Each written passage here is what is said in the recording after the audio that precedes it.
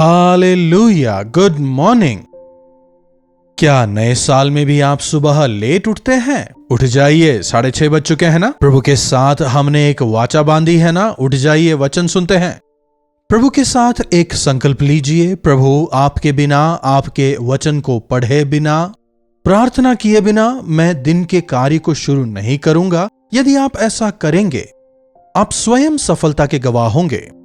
आइए प्रार्थना से शुरू करें। महापवित्र परमेश्वर, प्रभु, आपने हमें इस नए साल में प्रवेश दिया और तीसरे दिन आप हमें लाए हैं दोबारा से। प्रभु, यह केवल आपका अनुग्रह है। प्रभु, आपके इसी अनुग्रह के हाथ के नीचे साल के एक एक दिन को, एक एक क्षण को बिताने में हमारी मदद करें। जो समय आपने हमें दिया है, उस समय का सदुपयोग करने में आप हम में से एक एक की मदद करें। प्रार्थना यीशु के नाम से मांगते हैं, आमीन। प्रभु की महिमा हो। इस नए साल में प्रवेश करके आप में से कितने लोग प्रसन्न हैं? यह जो संसार है अच्छा नहीं है। नए साल के आते आते हमने देखा पेरू में भयंकर सुनामी, फिर कोरिया में भयंकर विमान दुर्घटना। ऐसी भयंकर घटनाओं के विषय में हमने सुना और ऐसी तमाम अन्य घटनाओं को हम दुनिया के विभिन्न भागों में सुनते आए। कई लोगों ने अपनी जान गंवाई, कितने लोग अस्त व्यस्त हुए।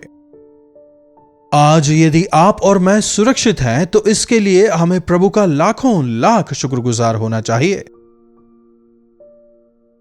दिन खराब है, इसीलिए समय का सदुपयोग करो। प्रभु का वचन हमें सिखाता है। इस नए साल में नई प्रतिज्ञा के साथ, एक नए निर्णय के साथ हमें आगे बढ़ना चाहिए। क्या अब तक आपने वो निर्णय लिया है या फिर नहीं? हमारे चर्च में 31st night early morning 1 o'clock नए साल में प्रवेश करने के साथ ही हम सबों ने नया निर्णय लिया कि हम प्रभु की इच्छा अनुसार जिएंगे, प्रभु की आज्ञा को मानेंगे। आपने भी जरूर किया होगा। लेकिन इतने में ही 2-3 दिन के गुजरने के साथ ही कुछ लोगों में एक तरह की लापरवाही आ गई है। देखिए, प्रभु के साथ हर रोज लगातार संगति में रहना हमारे लिए आवश्यक है। हमने नए साल में प्रवेश कर लिया है, इसमें खुश होना काफी नहीं। क्या हमने नया जीवन पाया है? जो कोई मसीह यीशु में है, वे नई सृष्टि हैं। प्रभु यीशु के लहू से धुलने के बाद हम शुद्ध किए जाते हैं, पवित्र किए जाते हैं। तुम्हारे पाप चाहे लाल रंग के हों, वे हिम की नाई उजले हो जाएंगे। यह प्रभु का वायदा है। इसीलिए बीते साल के जो पाप हैं, बीते साल की जो विफलताएं हैं, उन्हें याद करने की जरूरत नहीं, बल्कि मसीह के लहू में पवित्र होते हुए हमें निरंतर आगे बढ़ना है। देखिए 2 कुरिन्थियों 5वां अध्याय 17वीं आयत। सो यदि कोई मसीह में है तो वो नई सृष्टि है। पुरानी बातें बीत गई हैं और देखो सब नई हो गई हैं। जो कोई मसीह यीशु में है, वे एक नई सृष्टि है। एक नई सृष्टि। पुरानी बातें बीत गई हैं और सब कुछ नई हो गई हैं। इस नएपन का, इस फ्रेशनेस का क्या आप अपने जीवन में अनुभव कर रहे हैं? जब हम प्रभु यीशु मसीह को अपने जीवन में उद्धारकर्ता मानते हैं, वे हमें एक नया मन देते हैं। एक नए स्वभाव को मैं तुम्हें दूंगा, प्रभु कहते हैं। उस पुराने पापमय, बदबूदार, सड़े हुए हृदय को, जर्जर हो गए, खराब हो गए, भयंकर रोगग्रस्त उस हृदय को, उस पापमय हृदय को हटाकर प्रभु एक नया हृदय देंगे। वे कहते हैं, हमारे निर्णयों को, निश्चयों को गति देने वाला हमारा मन ही तो होता है ना। हम जो हमारे मन में है, वो ही हमारा वास्तविक व्यक्तित्व होता है। अगर हमारा मन सही है तो हमारा जीवन सही होगा। बाहरी तौर पर कई चीजों को ठीक करने का प्रयास करते हैं, लेकिन यदि मन को ठीक करें तो सब सही होगा। अनेक लोगों के जीवन में मन से निकलने वाली आत्मिकता नजर नहीं आती। एक बार प्रभु के सेवक साधु सुंदर सिंह जब हिमालय में भ्रमण कर रहे थे, एक व्यक्ति हाथ उठाकर वहां तपस्या कर रहा था। खून के बहाव की कमी की वजह से हाथ सुन्न हो गया था। साधु सुंदर सिंह उसके पास जाकर उससे पूछते हैं, अपने आप को इस प्रकार क्यों सता रहे हो? यह हाथ अच्छा नहीं है। इसने कई लोगों का बुरा किया था, कई लोगों को इस हाथ ने सताया। इस हाथ ने बहुत बुरे काम किए, इसीलिए मैं इस हाथ को सजा दे रहा हूं, कहता है। साधु सुंदर सिंह उस व्यक्ति से कहते हैं, हाथ अच्छा नहीं ऐसा नहीं है, मन साफ नहीं है। अगर आपका मन सही है तो आपके सारे अंग सही रहेंगे, आपका व्यवहार सही होगा। और बाइबल हमें बताता है, मनुष्य को धोखा देने वाला उसका मन ही है। हमारे मन को या हमारे हृदय को सही करने के लिए ही यीशु इस संसार में आए। यीशु कहते हैं, हे बच्चों सुनो, अपना हृदय मुझे दो। यीशु मसीह को आप अपने हृदय में स्वीकारें। यीशु का नाम सुनते ही उस व्यक्ति को गुस्सा आ जाता है, यीशु का नाम मेरे सामने मत लेना। साधु सुंदर सिंह कहते हैं, सुनिए, मेरी बात सुनिए, मुझे बहुत जोर से गुस्सा आ रहा है, यीशु का नाम मत लेना, कहा ना। साधु सुंदर सिंह काफी विनम्रता से बात कर रहे थे, लेकिन उस व्यक्ति को गुस्सा आता है और उस दूसरे हाथ को उठाकर वो साधु सुंदर सिंह को जोर से मारता है। सुंदर सिंह इससे दुखी नहीं होते, बल्कि उस व्यक्ति से कहते हैं, अरे आपने तो कहा कि यह हाथ ठीक नहीं, तो अब इस हाथ का क्या है कि नहीं? क्या इसका भी यही हाल करेंगे? अगर दोनों हाथ को उठाने के बाद भी अगर गुस्सा आए तो क्या फिर पैर उठाएंगे? समझ रहे हैं? एक बार मैंने एक कुष्ठ रोगी को देखा, उसके हाथों के उंगलियों को देखिए, पैरों की उंगलियों को देखिए, पूरी तरह टिश्यू डैमेज हो गए थे। पत्नी भी कुष्ठ रोगी ही थी, लेकिन वो अपने पति को लकड़ी की गाड़ी पर बैठाकर उसे धक्का देती थी। लेकिन मैंने देखा किसी कारणवश वो आदमी अपनी पत्नी पर गुस्सा होता है और जोर जोर से पत्नी को डांटता है। उसे चलाने फिराने वाली जो है वो उसकी पत्नी है, लेकिन पत्नी पर ही गुस्सा होकर उस पर चिल्लाता है। यदि मन साफ हो तभी अव्यय साफ रहेंगे। यदि प्रभु के साथ आपका मन ठीक है तो आपके व्यवहार सही होंगे। जबान वही बोलता है जो मन में होता है। यदि हम अपने मन को प्रभु के वचनों से भरें तो हमारी जबान से भी प्रभु के वचन ही बाहर निकलेंगे। आज नया साल तो आ गया है, लेकिन क्या आपका मन बदला है? जो कोई मसीह यीशु में है वो नई सृष्टि है, पुरानी बातें बीत गई, देखो सब कुछ नई हो गई हैं। क्या आपने कभी कैटरपिलर को देखा है? देखने में वो अच्छा नहीं होता, देखने में बड़ा अटपटा सा वो लगता है, झाड़ियों में वो घूमता रहता है, लोग उससे ज्यादा पसंद नहीं करते। लेकिन वही कैटरपिलर अपने आप को थोड़े समय छुपाने के बाद, इंतजार करने के बाद, दर्द सहने के बाद, उसी कैटरपिलर में से क्या निकलता है जानते हैं? बटरफ्लाई। हम जिसे तितली कहते हैं ना, हमने तितली देखी है ना, कितनी शानदार दिखती है। ना केवल बच्चे, बड़ों को भी वो अपनी ओर आकर्षित करती है। उसके पंख रंग बिरंगे होते हैं, उड़ते हुए काफी अच्छी लगती है, देखने में सुंदर लगती है। यही कैटरपिलर एक तितली में बदली है, क्या आप मान सकेंगे? अरे ये कैसे संभव है? शरीर पूरा कंटीला कंटीला, देखने में इतना गंदा, अब तो इसके रंग बिरंगे मनोहर पंख हैं, यह उड़ भी रही है, फूलों पे बैठकर उसके रस को पी रही है। इन दोनों के बीच तो कोई संबंध ही नहीं है कहेंगे। बिल्कुल सही। यीशु मसीह को जानने के बाद हमारे जीवन में ऐसा ही बदलाव आता है। क्या आप घृणित चीजों से प्रेम करते हैं?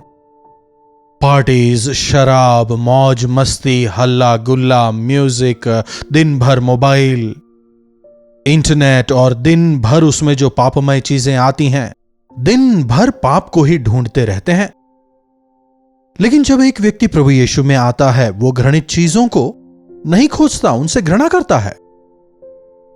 जैसे एक तितली पेड़ पौधों के बीच में रहती है, फूलों के रस को वो पीती है, वैसे ही प्रभु यीशु को जानने वाले हमें पवित्र हृदय वालों के बीच, प्रार्थना करने वालों के बीच, आत्मिकता से, धार्मिकता से जीवन बिताने वालों के बीच में वे रहते हैं। सड़े हुए पापमय जीवन से वे घृणा करते हैं। परमेश्वर के वचन की मधुरता को, दाऊद कहता है, आपका वचन मेरी जीभ के लिए शहद से भी मीठा है। क्यों ना इस नए साल में हम प्रभु में आनंदित हों, प्रभु के वचन में हम मगन हों। जब हम अपने आप को अपवित्र स्थानों में जाने से रोकेंगे, जैसे कि पब्स हो गए, बार्स हो गए या वैश्यालय हो गए, तब हम परमेश्वर को महिमित करने वाला जीवन बिता पाएंगे, प्रभु के गवाह होकर हम जीने पाएंगे। जिस प्रकार से एक कैटरपिलर एक तितली में बदल जाता है, उसका पूरा जीवन बदल जाता है, उसका व्यवहार बदल जाता है, उसका खाना पीना, उठना बैठना, चलना फिरना, उड़ना, सब कुछ। उसी प्रकार एक मसीही का जीवन प्रभु में आने के बाद पूरी तरह बदल जाता है। क्या इस नए साल के इन 2 दिनों में आपने अपने जीवन में इस बदलाव को देखा? जी हां, 2 दिन बीत गए और अब हम इस तीसरे दिन में हैं। तो बताइए, कितने लोग वास्तव में बीते 2 दिनों में प्रभु के द्वारा दिए जाने वाले बदलाव को अपने जीवन में देखने पाए? 31st नाइट को जो आपने डिसीजंस लिए, जो न्यू ईयर रेजोल्यूशंस आपने लिए, क्या 2 दिन में सब भूल गए? आज कई लोगों का आत्मिक जीवन कुत्ते की टेढ़ी पूंछ की तरह है। एक व्यक्ति अपने कुत्ते की टेढ़ी पूंछ को सीधा करने के लिए काफी फिजियोथेरेपी करवाता है। उसने काफी कोशिश की, लेकिन कुत्ते की पूंछ टेढ़ी ही रहती थी। फिर उसने एक डोरी से बांधकर 1 महीने तक पूंछ को लटकाए रखा। 1 महीने के बाद में जब खोला, दोबारा वो टेढ़ी हो गई। जी हां, मानव अपने स्वभाव को नहीं बदल सकते। क्या कोई इंसान अपनी त्वचा के रंग को बदल सकता है? क्या चीता अपने धब्बे बदल सकता है? बुराई का आदी हो चुका इंसान अपने आप को बदल नहीं सकता। इसीलिए हमें हमारे हृदय को बदल सकने वाले, हमें नए मन और नए स्वभाव को दे सकने वाले प्रभु यीशु मसीह की आवश्यकता है। जब आप यीशु मसीह के द्वारा दिए जाने वाले नए स्वभाव को अपनाएंगे, आप पाप की ओर नहीं फिरेंगे। जिन पापमय कामों से आप प्रेम करते थे, उनसे घृणा करने लगेंगे। आत्मिक बातों के विषय, अच्छी बातों के विषय जहां आप लापरवाह रहते थे, जब आपके मन की आंखें खुल जाएंगी, आप सतर्क रहने लगेंगे। यहेजकेल की पुस्तक 36वें अध्याय की 26वीं आयत देखिए। मैं तुम्हें नया मन दूंगा, तुम्हारे भीतर नई आत्मा उत्पन्न करूंगा और तुम्हारी देह में से पत्थर का हृदय निकालकर तुमको मांस का हृदय दूंगा। मैं अपना आत्मा तुम्हारे भीतर देकर ऐसा करूंगा कि तुम मेरी विधियों पर चलोगे और मेरे नियमों को मानकर उसके अनुसार चलोगे। हालेलुया।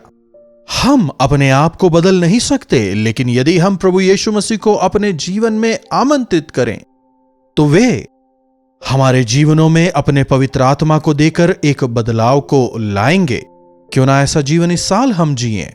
प्रार्थना। महापवित्र पिता परमेश्वर, एक बार फिर से हम आपके चरणों में आते हैं प्रभु। जब हम इस नए साल में आगे बढ़ते हैं, हमारी मदद करें कि पिछली कोई भी बातें हमें पीछे खींचने वाले ना हो, बल्कि आपके पवित्र आत्मा से हमें आप स्थिर करें। अपने पुराने मनुष्यत्व को छोड़कर मसीह यीशु के द्वारा नए स्वभाव को प्राप्त कर इस नए साल में आपकी इच्छा को जानकर, समझकर, आपकी महिमा के लिए आपका गवाह होकर जीने का अनुग्रह हम में से प्रत्येक को दें। प्रार्थना यीशु के नाम से मांगते हैं, आमीन। अब हमारे पिता परमेश्वर का प्रेम, प्रभु यीशु मसीह का अनुग्रह, पवित्र आत्मा की संगति और सहभागिता हम में से प्रत्येक के साथ आज, कल और सर्वदा बनी रहे, आमीन। प्रभु की महिमा हो। इस नए साल में प्रभु के साथ संगति करते हुए आप निरंतर प्रभु में बढ़ते चले जाएं। यदि आप चाहते हैं कि हम भी आपके लिए प्रार्थना करें, तो आप अपने प्रार्थना विषयों को 9884907779 पर व्हाट्सएप या फिर वॉइस मैसेज या टेक्स्ट नोट के द्वारा भी भेज सकते हैं। हम अवश्य आपके लिए प्रार्थना करेंगे। आप भी प्रार्थना करें, प्रभु अवश्य आपके जीवन में अपने समय पर चमत्कार करेंगे। यदि आपने चैनल को सब्सक्राइब अब तक नहीं किया है तो चैनल को अवश्य ही आप सब्सक्राइब करें। साथ ही साथ अपने मित्रों के साथ, अपने रिश्तेदारों के साथ, या फिर जिनके विषय आप चाहते हैं कि प्रभु उनके जीवनों में कार्य करें, उनके साथ इन कार्यक्रमों को शेयर करें। लाइक करना भी ना भूलें। इन्हीं शब्दों के साथ मैं आपसे विदा लेता हूं। प्रभु आप सबों को आशीष दें। कल्वरी दर्शन, ये है प्रेम के दर्शन, यीशु प्रेम के दर्शन।